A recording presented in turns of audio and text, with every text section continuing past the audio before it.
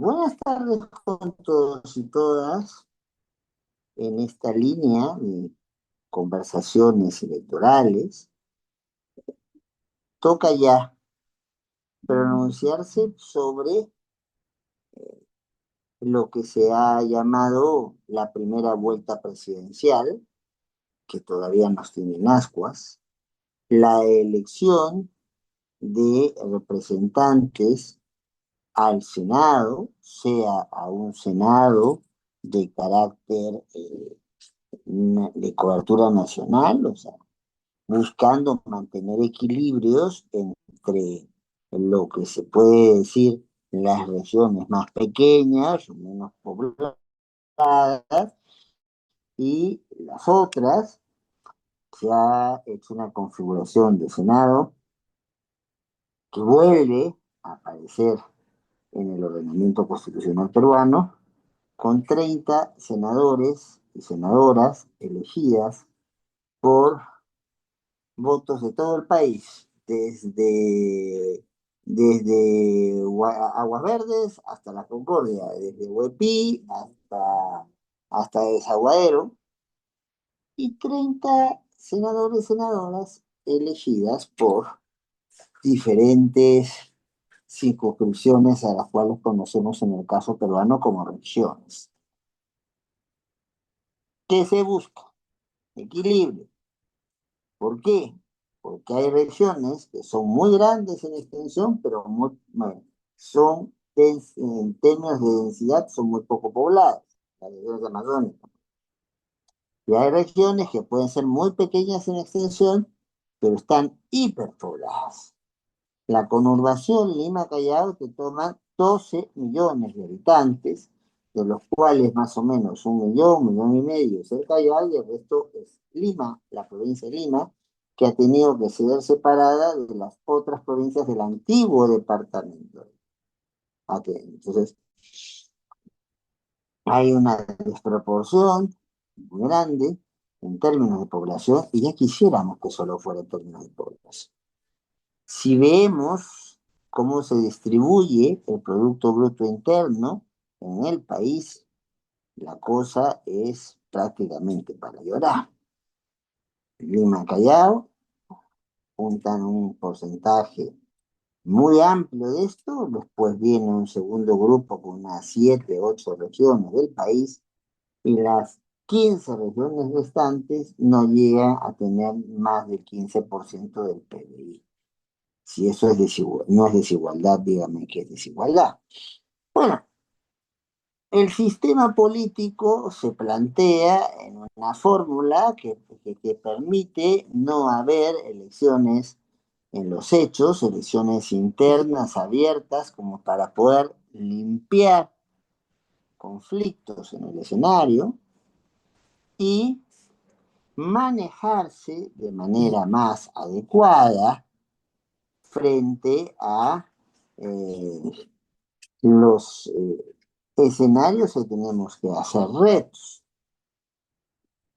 En ese tenor, en ese sentido, elegir representación, asegurar cuotas de eh, poder político, poder económico, entonces marcar pautas a nivel cultural, social, ambiental, no es asunto sencillo. La impronta en la cual llegamos a esta situación histórica es una impronta virreinal, copiada de la estructura, básicamente desde la época del virrey Toledo, del esquema del departamento francés. O sea, acá hay una gran unidad, el edificio, y a ese edificio le damos cuotas de cierta desconcentración, donde cada cual hace sus cosas, pero estas cosas no pueden ser si siempre y cuando sean importantes separados del edificio. De eso hablamos en este tipo de temas.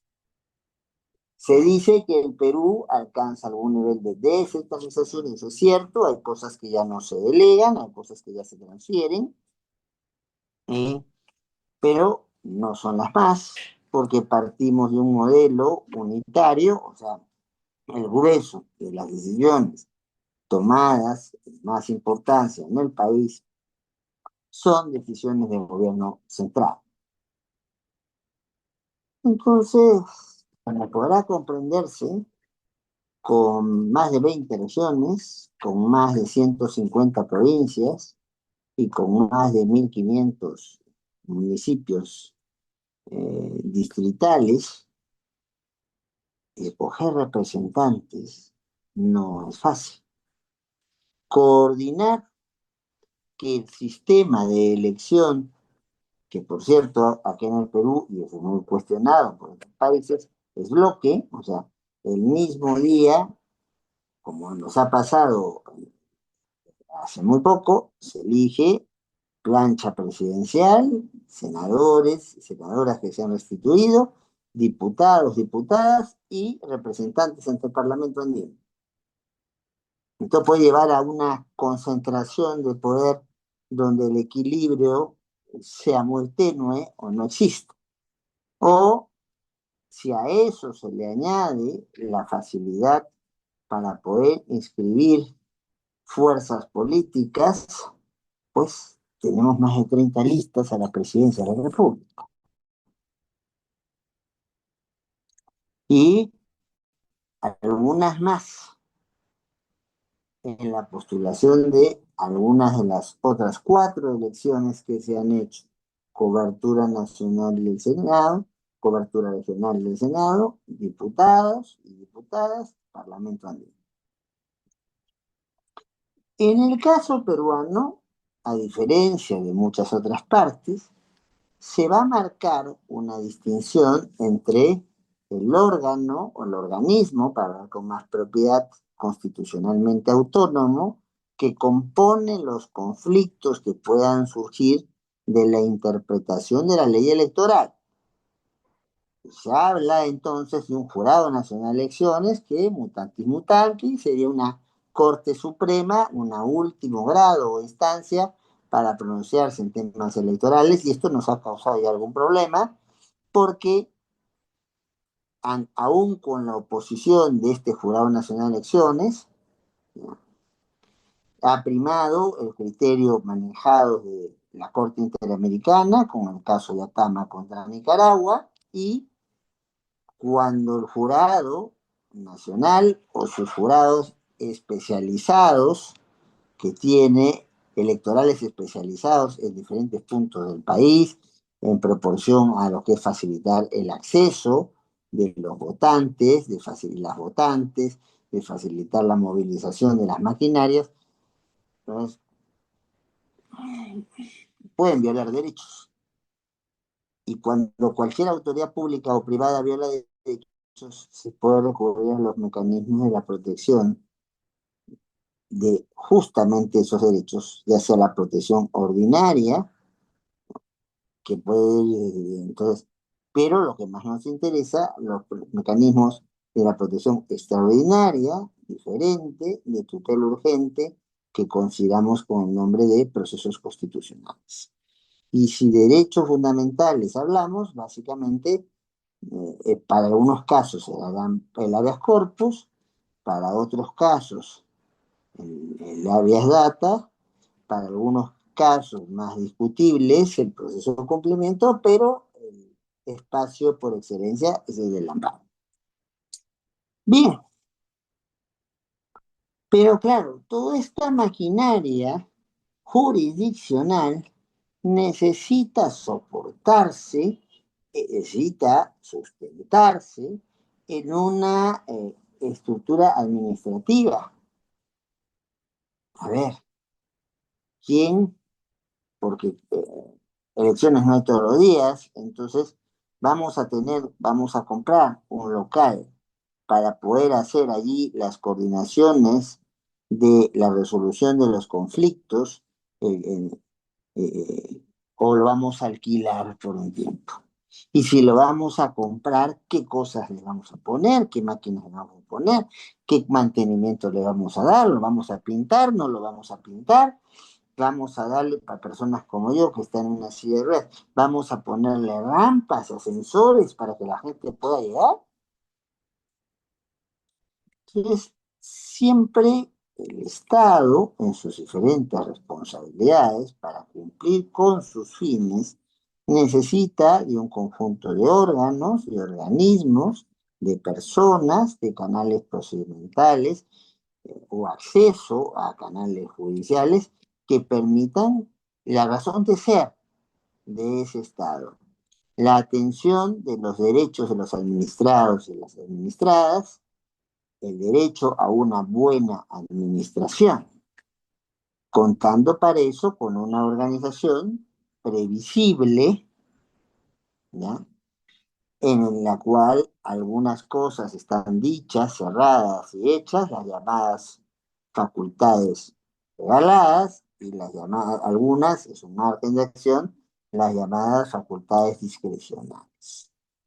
En ese escenario es que se va a plantear con el texto 1993 que no solamente exista un jurado nacional de elecciones, sino equivocamente, porque el término se usa para otra cosa en el derecho constitucional, equivocamente se hable de la existencia de un sistema electoral, una mesa con tres patas, una de ellas obviamente para supervisar lo que hacen las otras instituciones y resolver los conflictos, que es el Jurado Nacional de Elecciones con sus jurados especiales.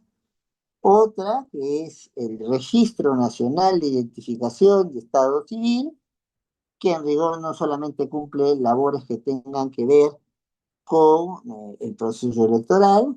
Hoy en el Perú, cualquier persona, desde el momento que nace, tiene derecho a ser inscrito para poder gozar de una identidad, para que esa persona sea lo que, lo que en el final quiera hacer y lo que en el camino pueda hacer.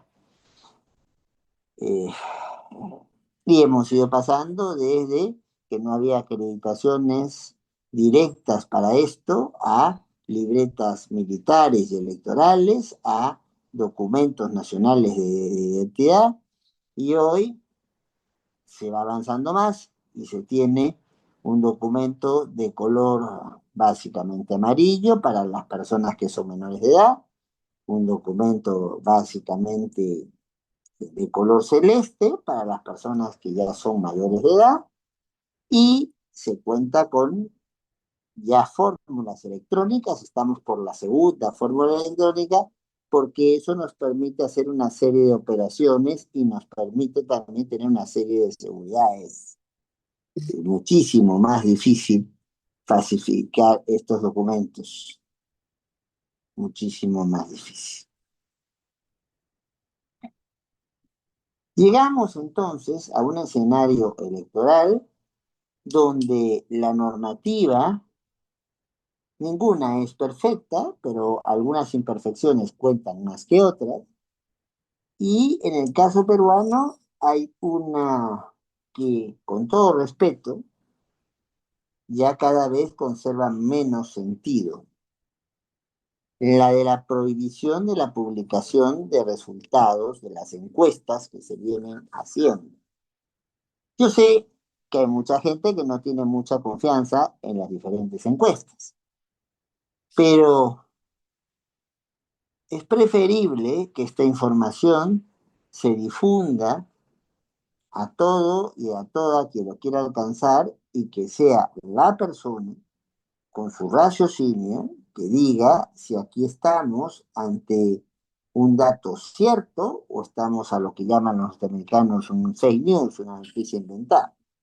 No, aquí una semana antes ya no sabemos quién va como primero o primera, quién va como segundo o segunda y quién va como último o última a unas elecciones presidenciales.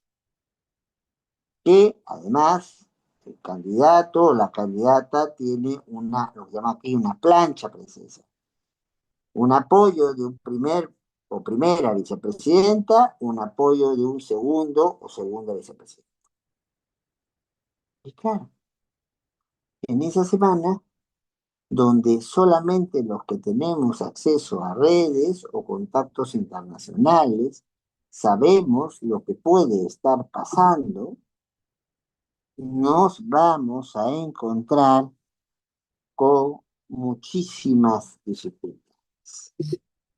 Y una de ellas es que no sabemos si nos pueden decir la verdad o no nos pueden decir la verdad. Y de hecho, en un país donde los partidos políticos han sufrido una crisis de organización, una crisis de legitimidad muy fuerte, mucho más intensa que en otros países de la región, prácticamente partidos antiguos no nos quedan. Eh, el Partido Popular Cristiano, desprendimiento de la vieja democracia cristiana, pero ya con varias décadas funcionando, está en el rubro de otros, y eso que fue en alianza con otro grupo. El Partido Acción Popular, que ha tenido la presidencia de la República en más de una ocasión, ¿no? Dos muy memorables, y otra, con todo respeto, fácilmente olvidable, ¿no? No digamos que olvidable, que tiene que aclarar una serie de responsabilidades por actos que se han cometido y que todavía siguen en una situación de impunidad, no ha podido escribirse por problemas internos. Y el histórico partido aprista peruano, que es la derivación de la Alianza Popular Revolucionaria Americana, ideada hace por lo menos desde 1924 por Víctor Raúl Ayala Torre, ya fallecido, se ha debatido entre sus cambios de líneas programáticas, su pérdida de credibilidad en su dirigencia, y parece que ha llegado con las justas al 1% de la votación. La estructura, entonces, de los partidos políticos en el Perú es sumamente endeble. Los partidos son muchas veces consecuencia de liderazgos carismáticos, cuando no la agrupación de un sector de poder en torno a o alguna actividad, la educación, por ejemplo, y, o en torno a familias. En ese escenario, llegando este grupo al Congreso con presidente o presidenta sin mayoría congresal y a veces hasta sin bancada, Congreso comienza a imponer pautas electorales que lleva al escándalo de tener más de 30 listas postulando a la presidencia de la República. Ese sistema no se sostiene en ninguna parte del mundo. Y no se sostiene solamente en la cuestión de la cohesión, porque quienes sean elegidos o elegidas van a tener muy poco respaldo propio, y en un país donde lamentablemente la costumbre de dialogar, de ponernos en el lugar del otro para poder crear nuestras propias posiciones, sea recogiendo las de otros, sea recogiendo las nuestras, o planteando un escenario que procese inevitables diferencias, pues no está. Muchas veces el opositor o opositora a la coyuntura se considera al enemigo de hoy y del futuro. Tenemos un país muy partido, que comienza de una lógica en la cual lo de res pública nunca se entendió. Sacamos al virreinato, pero tuvimos un pleito muy fuerte por especificar cuáles de los líderes internos o externos consolidaban el poder, y esta situación de vivir los últimos años cambiando de presidente como cambiando de camisa solamente ha variado en un pequeño detalle, que dentro del último paquete de estos tiempos ha habido una presidenta, la primera en la historia del país, y en los otros casos solamente había presidentes. Pues en ese escenario, armar un proceso es difícil. El debate que se ha buscado dar no ha tenido la participación de todos los candidatos y candidatas. Alguno incluso está en la clandestinidad. Otro candidato yendo en sus campañas muere en un luctuoso accidente. Y obviamente se nota que hay gente que está muy bien preparada con sus propuestas, pero tiene poco tiempo para expresarlas. Hay gente que no está bien preparada y sabe Dios quién les hizo las propuestas. Hay gente que puede tener un buen documento, pero que no hay una compenetración con lo que allí se dice. Y hay gente que, a río revuelto, ganancia pescadores, y lo que busca es afirmar una cuota de congresistas, porque ahora se ha vuelto a permitir que los los postulantes o las postulantes a la presidencia de la República puedan ser al mismo tiempo postulantes a el Senado de la República.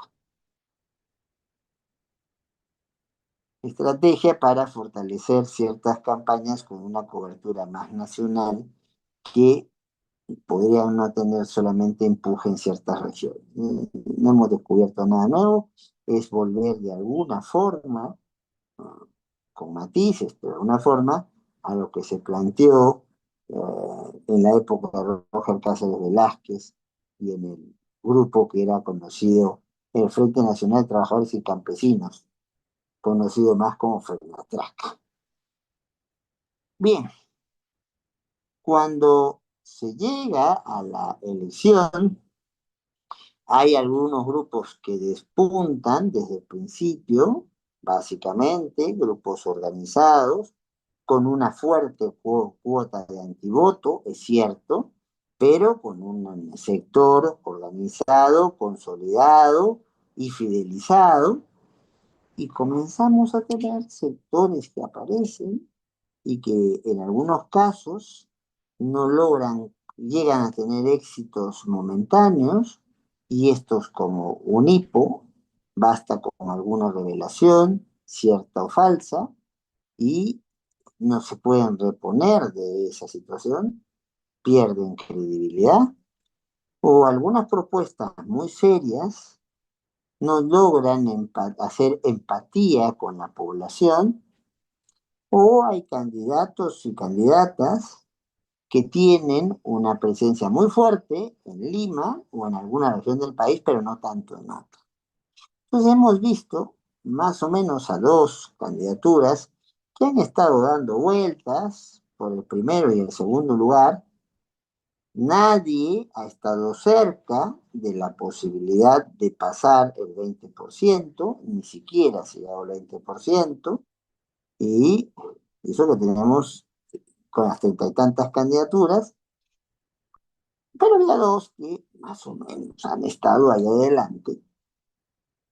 Pero comienza a haber en esta semana, donde no se conocen las encuestas, algunas sorpresas, algunos casos por el antivoto, en otros casos porque se quisieron plantear propuestas alternativas que al final no cuajaron porque se les hizo, con razón o sin ella, perder credibilidad, no cuajaron porque destaparon ciertas cosas del pasado de las personas que hizo perder credibilidad a esas candidaturas, y bueno, llevó otros grupos que comenzaron a levantar votación en tanto y en cuanto se identificaron, hicieron una campaña identitaria con un sector de la población, o por lo menos asumiendo, con realidad o sin ella, que son representantes de ese sector. El caso Sánchez, con la identificación del expresidente Castillo, es un ejemplo clarísimo al respecto. O hay candidatos que aprovecharon muy bien la cobertura que nos da la nueva dinámica de las redes sociales. No olvidemos que en esta elección que se acaba de tener, acaban de votar más de 2,5 millones de personas por primera vez. Y no son personas que siquiera usan la computadora con la cual estoy trabajando o el celular que me sirve de apoyo. Les interesa el TikTok, les interesa el Reel cortito. Y hay que reinventarse para poder llegar a ese sector y no solamente que nos escucha, sino que generar empatía con ellos y ellas.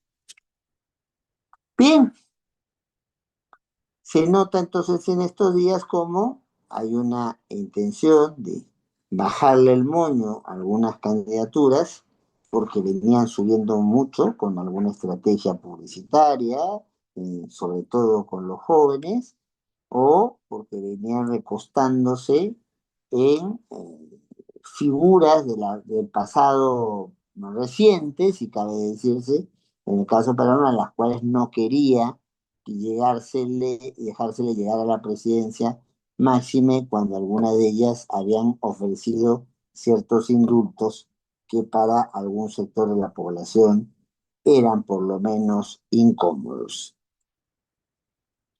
Llegamos al escenario de ayer y a toda esta confusión que tenemos, donde hay una candidata que más o menos consolida un poquito más su porcentaje histórico, ajustando a referencias del pasado, un pasado que en realidad no había sido tan grato con su entorno familiar, pero bueno, toda familia tiene el derecho de resolver sus problemas, aun cuando algunos de los miembros de la familia ya no participen en el núcleo familiar o hayan fallecido, ¿eh? Y una disputa cada vez más fuerte, por décimas incluso, entre unas 4 candidatas. Elección difícil, de por sí, pero que se complica mucho más cuando ya no el Jurado Nacional de Elecciones, ya no la instancia de corte jurisdiccional para resolver conflictos, es la que se meten en tuertos, sino básicamente el organismo constitucionalmente autónomo de perfil administrativo es quien se mete en esos entuertos. Es OMPE, en la Oficina Nacional de Procesos Electorales, quien contrata para poder hacer una todo el trabajo del traslado del material electoral a los diferentes puntos del país. Pero ¿quién contrata? Contrata a una empresa que fue fundada en el año 2010, pero que hasta hace poco era una empresa muy pequeñita, 13 personas para manejar una elección donde votaron más de 25 millones y donde 2,5 millones votaban por primera vez.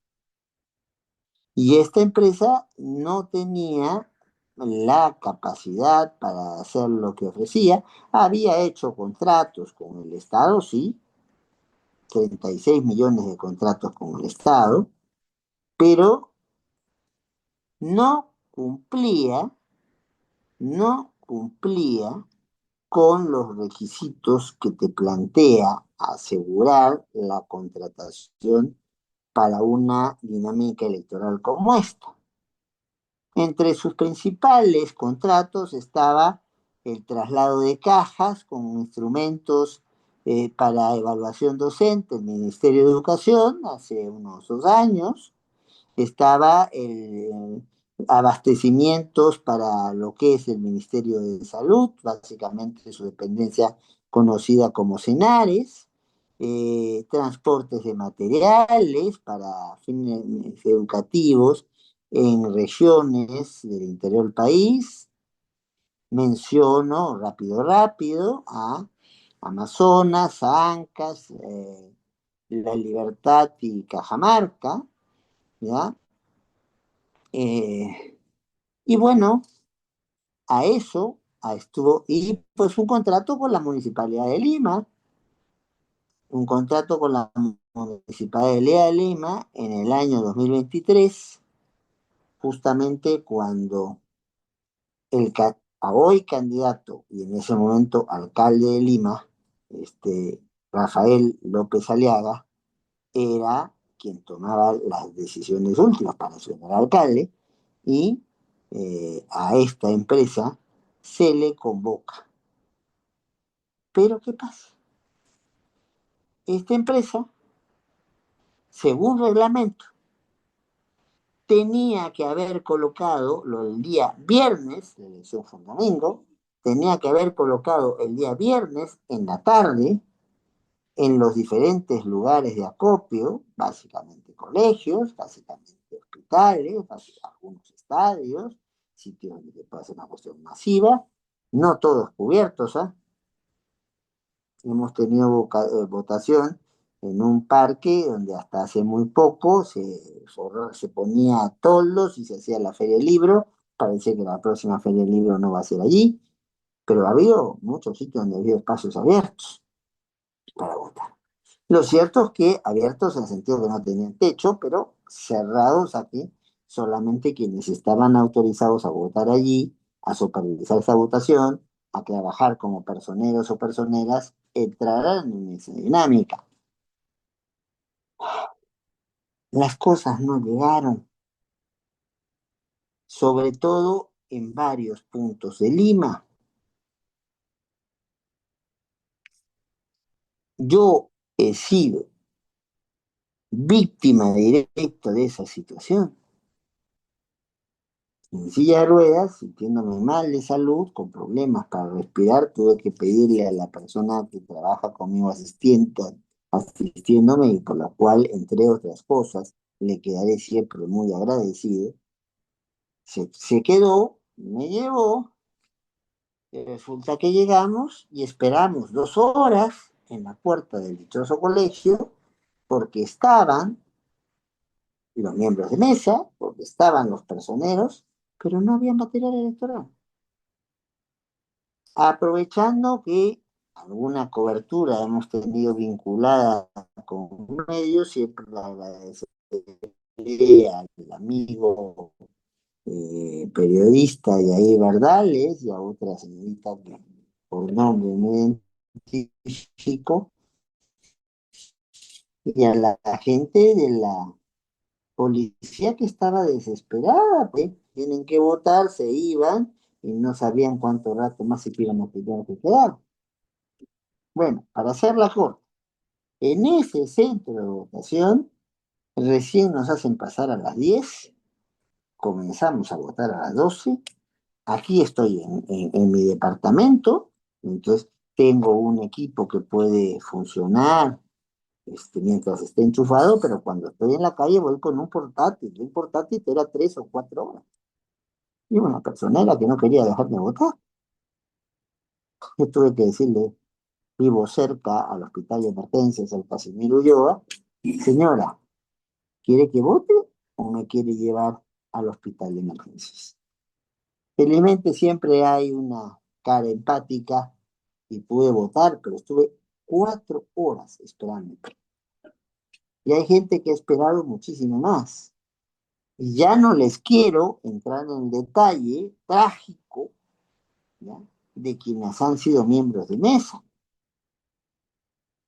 Porque claro, con una sábana de, con dimensiones considerables, 5 elecciones contempladas allí, de las cuales 4 de ellas permitían votos preferenciales, pues échense ustedes a evaluar los resultados. Hay gente que recién está saliendo hoy a las 3 de la mañana con el resultado dado. Además, si el material llega tarde, la norma misma te ponía un problema. Si una mesa no está instalada a las 12 del mediodía, se puede pedir el cierre de esa mesa. ¿Y qué pasa con la gente que no votó? Muchas personas, por más que sea domingo, el Perú es por este momento el país donde campea la informalidad laboral.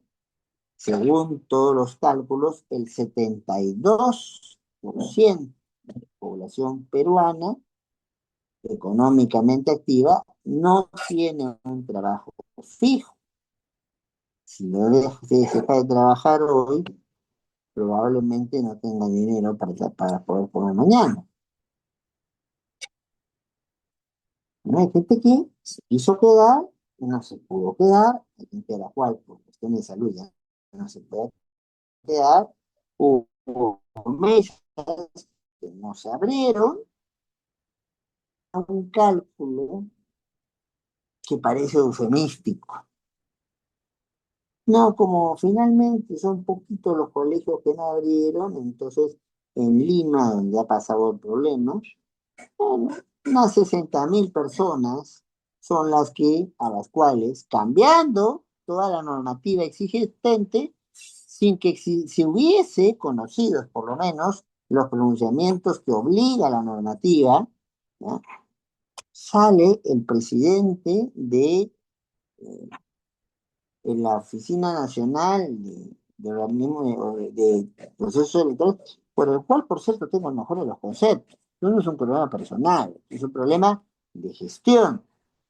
Sale a pedir disculpas, sale a ordenar que la votación no va a ser hasta las 5 sino hasta las 6 y después sale entonces, y que no se preocupen chicos, a quienes no se han podido quedar, les vamos a hacer fáciles las gestiones para que vayan al día siguiente o subsiguiente y se le dé a la dispensa. Ojo señores, estamos jugando con fuego. Acá la cosa no es si pago o no pago.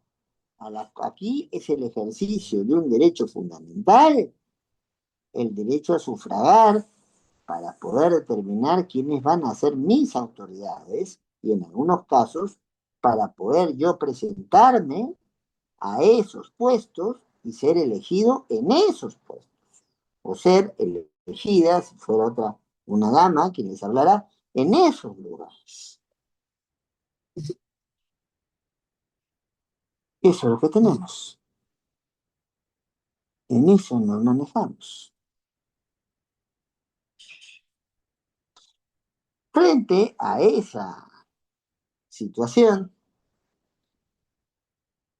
en vez de tomar en cuenta lo que era lógico, hay 300 personas por mesa en Lima, y cuando hay otras son circunscripciones más pequeñas o zonas de frontera o mesas en el extranjero, pueden haber un poco más de personas, ¿ya? Hasta 500 inscritas por cada una de las mesas. Pues cuando yo entré al colegio, después de 2 horas y de tener que hacer una serie de reclamos, me encontré con que nos tomaban, o sea, tenías que mostrar el DNI, que ya, lo debo tener en algún bolsillo, me mostraba el DNI, o sea, sabían quién estaba entrando. Y también sabían quién no, habiendo entrado, no pudo esperar más. Sin embargo, esas personas que cumplieron con la obligación de ir a votar y que fueron maltratadas, y aquí no estoy acusando a persona alguna, estoy diciendo de la mala gestión y organización del sistema, ¿no? Maltratadas, algunas se tuvieron que ir, y algunas personas con problemas de salud o de edad, incluso no en las mejores condiciones, ¿eh? Y hay colegios que ni siquiera se abrieron. 8 colegios en el distrito de Lurín ni siquiera se abrieron. Le pusieron un cartel en la puerta diciendo, señores, no va a haber votación, vaya usted a negociar para que no pague su multa.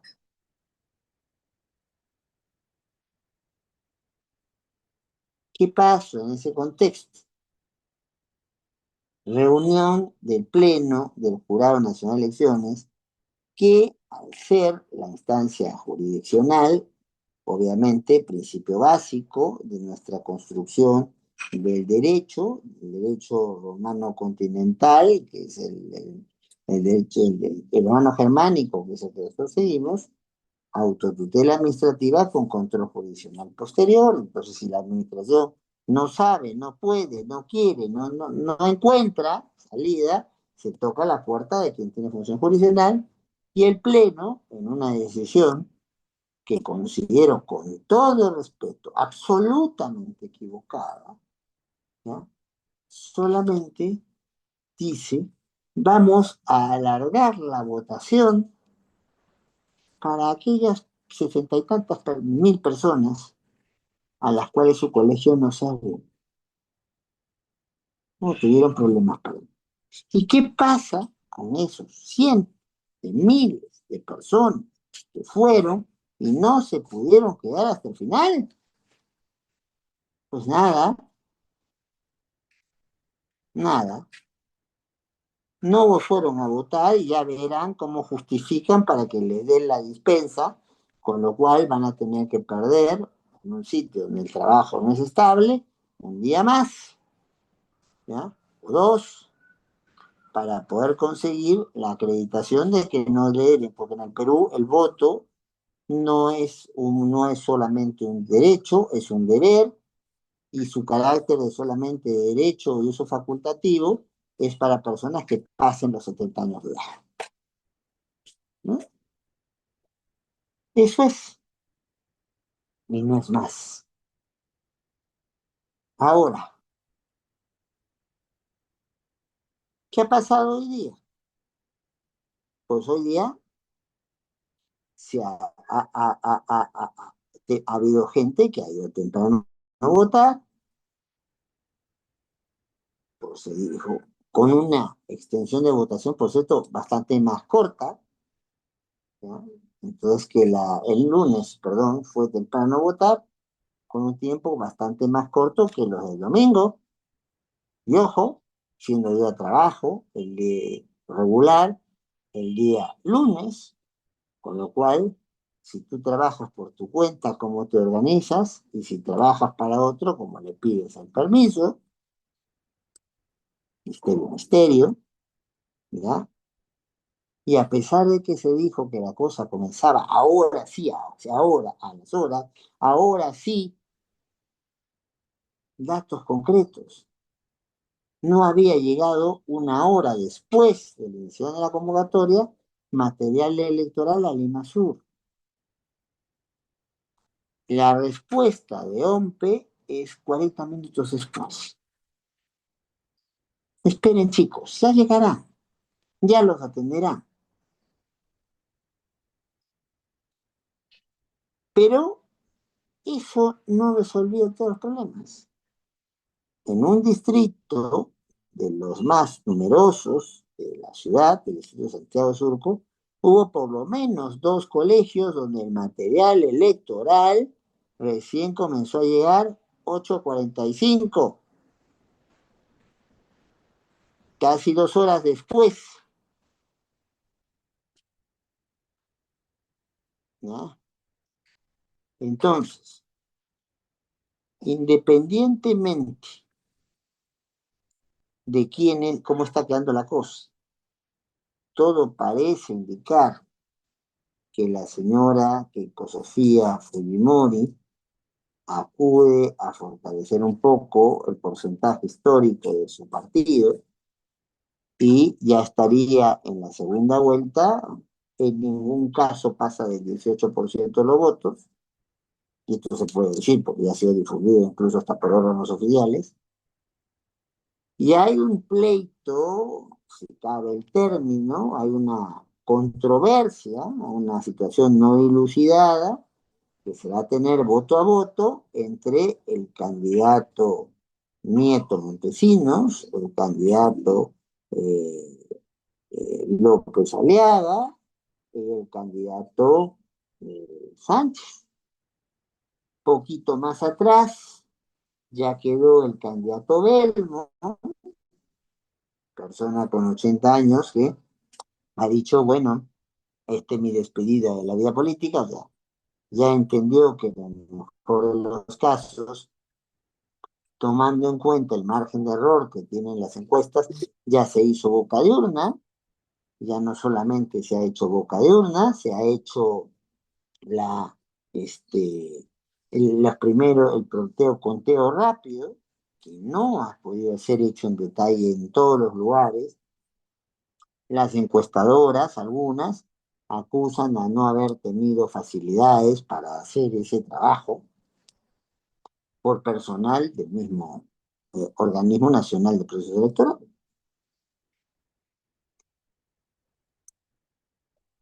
Eh, y aquí es donde estamos.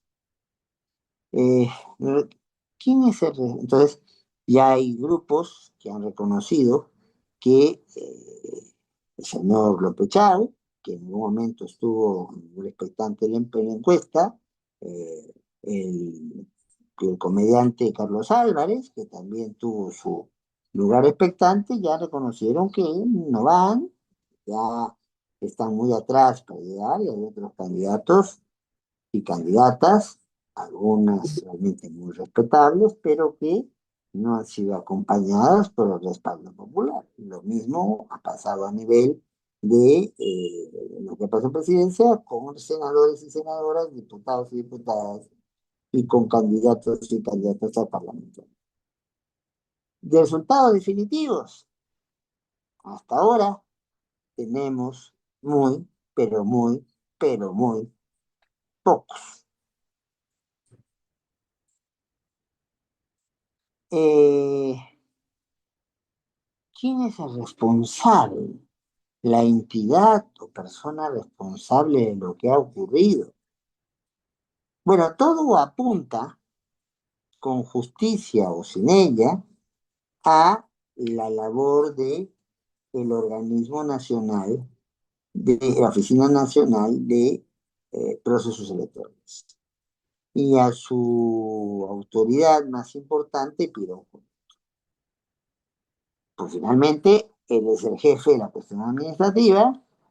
Él deja pasar una contratación, no es nuevo en el cargo, fue ratificado porque quien nombra, curiosamente en el Perú, al jefe de esta entidad es la Junta Nacional de Justicia, o sea, la que se encarga de poner, quitar, dar reconocimiento de desempeños a los diferentes jueces y juezas y a fiscales del Perú, salvo quienes son de elección popular, los jueces de, algunos jueces y juezas de paz. Bueno, eso, quien eligen a la composición, al jefe de OMPE y a la jefe del registro, llamado René. Las dos personas fueron ratificadas, este señor entonces no es nuevo en el cargo, pero o le ocultan todos estos problemas de la empresa a la cual contrata o no los quiere ver. Lo cierto es que hemos tenido una elección que no llega a los supuestos de una nulidad. La ley es bien clara en 3 artículos de señalar cuáles son los supuestos de nulidad. O sea, decir esto no existió, esto no se dio, si generó unos efectos jurídicos habrá que respetarlo, pero de aquí en adelante el que creía que había sido elegido o elegida no ha sido elegido o elegida. No, no, no es aplicable. No es aplicable porque la nulidad no es una cuestión que se dé porque yo quiero, se da cuando cumplo ciertos requisitos y estos requisitos en estos casos no están cubiertos. Punto. No hay nulidad. Ahora, si hay otros problemas, problemas administrativos y problemas que pueden tener connotación jurisdiccional, penal. ¿Cuáles son estos problemas? ¿Por qué contrato a quien no debo contratar? Puede ser que el espacio esté rehabilitado pero contrato a la propuesta más cara y a una propuesta que ya tenía de una empresa con problemas porque no había podido explicar el crecimiento de sus capitales, problemas porque no había podido explicar, eh, entonces, cómo se presentaba a una cuestión de una dimensión como esta, solamente teniendo 13 personas. Cuando se fue a hacer una inspección a su local de 3 pisos en una zona del sur de Lima, no había una sola persona. ¿Cómo se monitorea si el término cabe, si se entiende como posible castellano y no como un anglicismo? ¿Cómo cabe manejar una situación de dimensión nacional en un edificio vacío? ¿No? Van entonces ya no a ese sitio, sino la, la, la Policía Nacional, con el apoyo de la Fiscalía de Prevención del Delito, van ya no al local de la empresa, van al local de OMPE, van al local de OMPE y al local de OMPE a poder inspeccionar para ver por qué las cosas no están saliendo como debieran salir. ¿Ya? Entonces, ya después de haber reportado cientos, por no decir miles, de situaciones de demoras en locales, en mesas, fundamentalmente en Lima, ¿ya? Donde aparentemente era más fácil colocarlas, ¿no? Tenemos un país que el cual Pulgar Vidal le hablaba de 8 regiones o de 8 pisos ecológicos, donde es muy difícil llegar a ciertos lugares, pero aquí, en distritos céntricos, yo vivo en una zona comercial, residencial, que está a 5 calles del pleno centro de esa zona, y a mi mesa no llegaron las cosas hasta las 12 del mediodía, y si no protestábamos, ¿eh? Bueno, se fue a recabar información. El Jurado Nacional de Elecciones, tratando de salvar responsabilidades, su procurador ha presentado una denuncia, ya estamos hablando del ámbito penal, alegando la comisión de 4 delitos. Curioso, porque dice que los delitos son culposos, o sea, no ha habido intención, que es un caso de negligencia. Eso es lo que nos ha salido a decir el recientísimo elegido como tal, fiscal de la Nación, pero no hay que ser muy experto para ver que de las 4 figuras delictivas que se plantean, 3 de ellas no son una cuestión de negligencia, de impericia, de que podría, para quienes creen que existe la culpa, ser culpable. No, son comportamientos dolosos.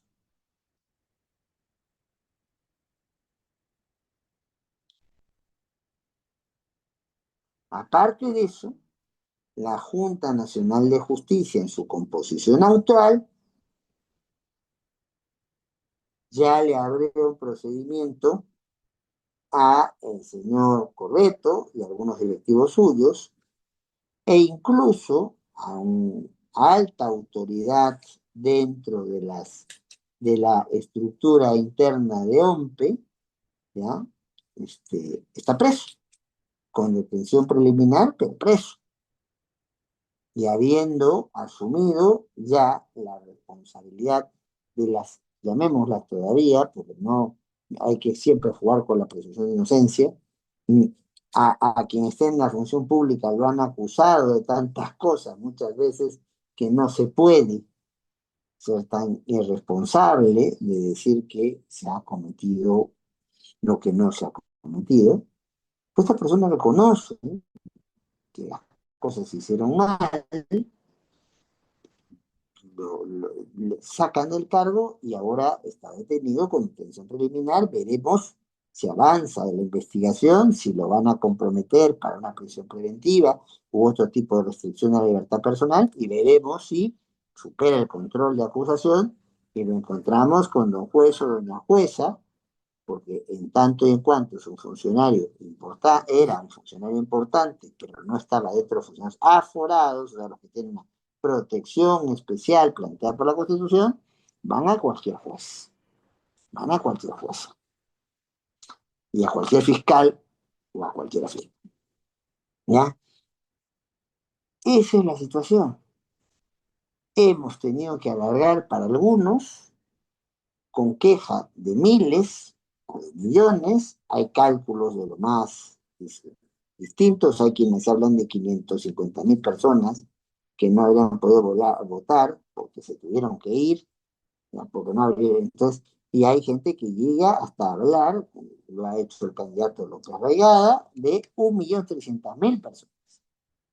Y ojo, sea esto, o sea los 50 y tantos mil, las 60.000 que se reconocen, en el Perú, las dos últimas elecciones presidenciales de segunda vuelta se ha ganado por eso, o menos que por eso.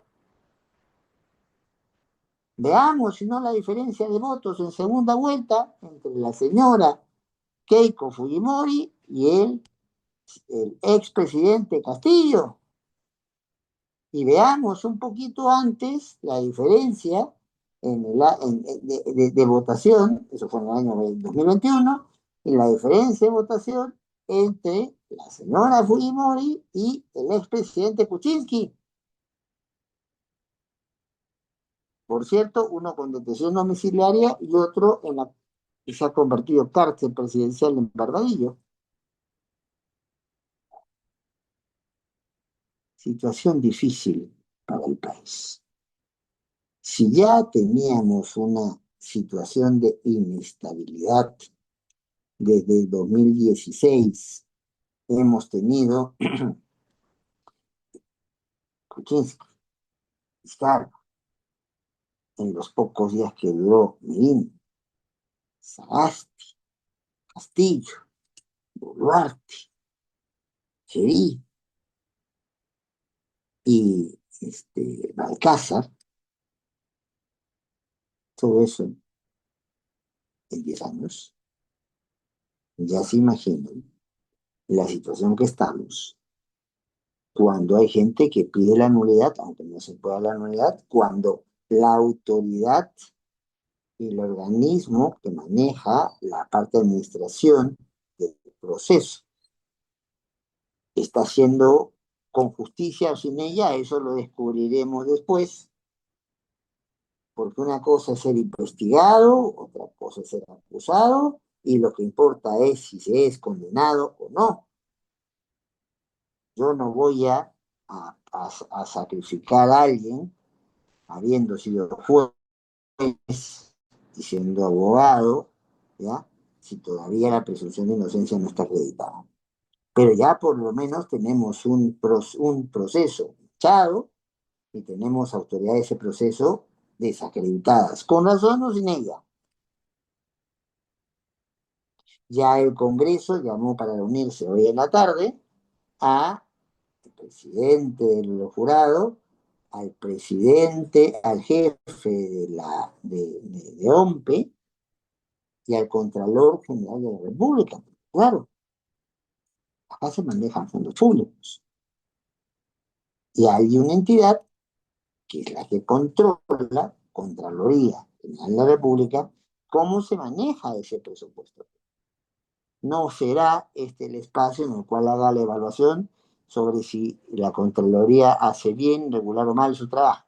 Solo anoto que han sido convocados al Congreso a informar en un tema muy sensible, porque de los integrantes del actual Congreso hay una muy buena mayoría, no unanimidad, pero es una muy buena mayoría que considera que entonces podían haber sido reelegidos o reelegidas. Y obviamente les va a preocupar cualquier cuestión que pueda distorsionar su resultado o decir que distorsiona su resultado. Ya ha salido la misión de observadores a decir que esto no cambia nada, sí, que ha habido gruesos errores de gestión, ha hecho, en esto creo que lo justo, un reconocimiento a aquellas personas que se han fajado haciendo el trabajo de miembros, de integrantes de mesa, personeros, personeras, o que han estado dando seguridad para las instalaciones y los locales, pero eso no nos da la tranquilidad, la legitimidad en un país donde la credibilidad de la clase política es tenue, por decirlo menos, donde hace muy poco teníamos a una presidenta de la República que solamente tenía 3% de aceptación a nivel nacional y en alguna parte del país ni pasaba el 100%, donde su sucesor comienza en alta y después termina en caída, con una serie de denuncias que obligaron que tuviera que ser censurado de su encargatura como presidente del Congreso encargado de la presidencia de la República. Y donde tenemos ahora ya a un presidente, también un encargado de la presidencia por el Congreso, el cual ha optado por tener un perfil muy bajo, y ahí me quedo porque no es el lugar ni el tiempo para hacer una evaluación sobre lo que estamos hablando, es el proceso. Y el proceso no solamente está incompleto, sino está cuestionado. Nadie sabe a ciencia cierta quiénes pasan, o por lo menos lo sabremos dentro de un rato, a una segunda vuelta presidencial que de todas maneras se va a dar. Y porque no solo es el resultado, después del resultado vienen las impugnaciones.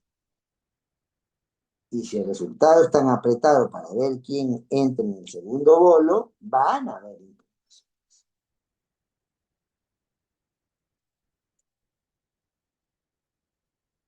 No tenemos claro cómo va a quedar la composición de ese tenor, cuánta estabilidad va a poder tener el futuro gobernante, la futura gobernante.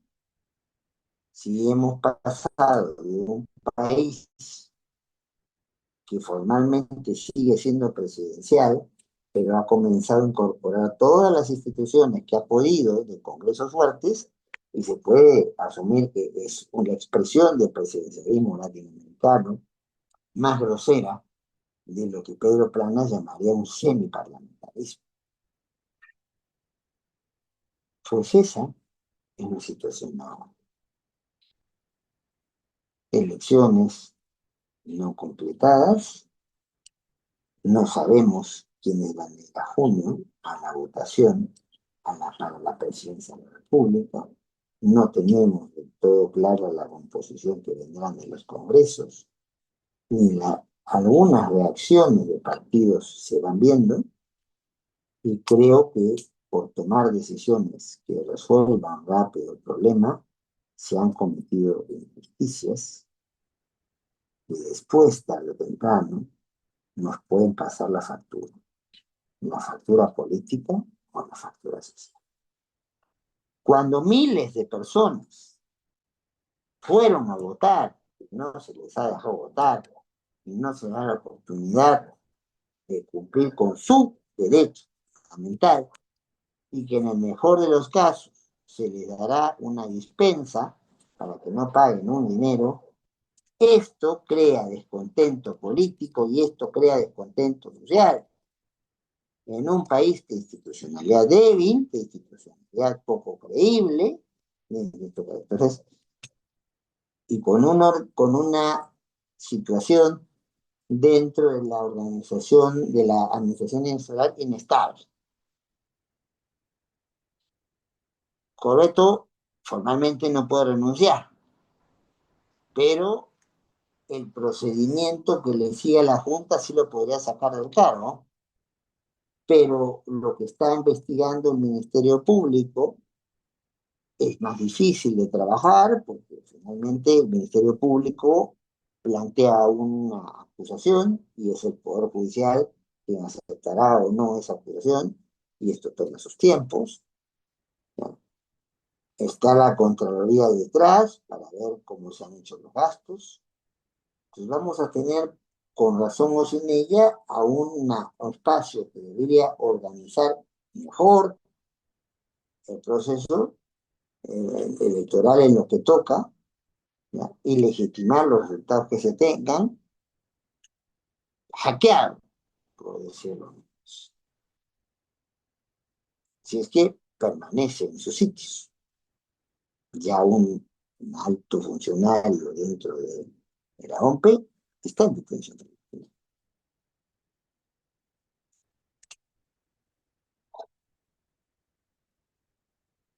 Me gustaría haber tenido un discurso más optimista, me gustaría haber profundizado mejor en cuáles son las consecuencias políticas que se ven. Hay algunas que son bastante claras, ha habido algunos grupos muy pegados a la estructura del poder cercano que han sido castigados por la votación de la población.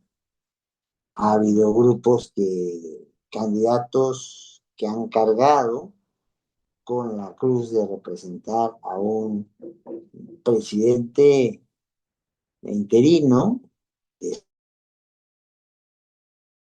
ha podido desmarcarse de aquello. Ha habido candidatas que han tenido una historia con ciertos sectores no bien vistos por la población, y a pesar de presentar algunas de las mejores propuestas que hemos visto, no han tenido repercusión en la población, han quedado por la población a votación muy baja o incluso condiciones de otros.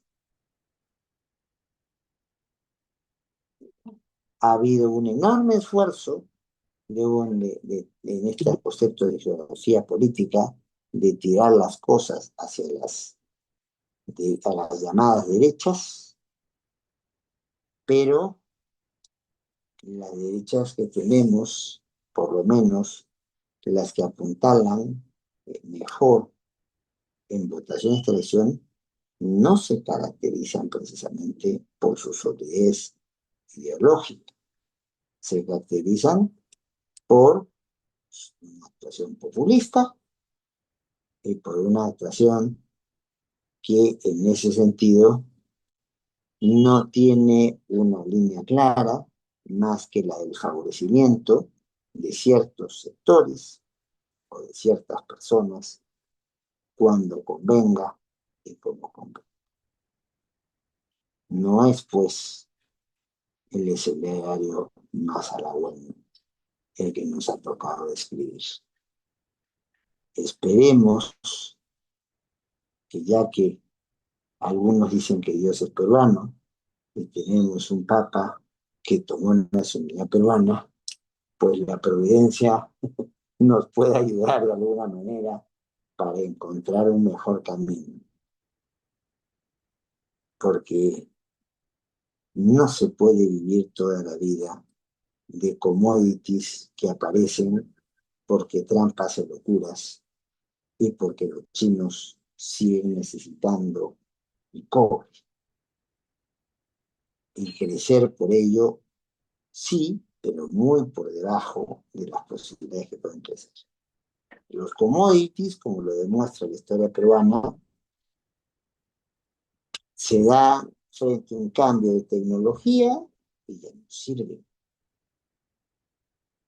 Y las oportunidades perdidas de este tipo no sirven. Esperemos, pues, que acá se ha planteado un panadol frente a una infección. Resolvamos los 60 y pico por de los votos. Tenemos una palmadita para decir que la cosa no estuvo mal organizada, pero no hay elementos para un fraude. Ya la figura de fraude técnicamente es otra, pero de que ha habido una distorsión a la credibilidad ciudadana, la ha habido y de manera escandalosa. Voy a decir, como nunca he visto en todos los años que voy siguiendo la vía política del país y que ya no son.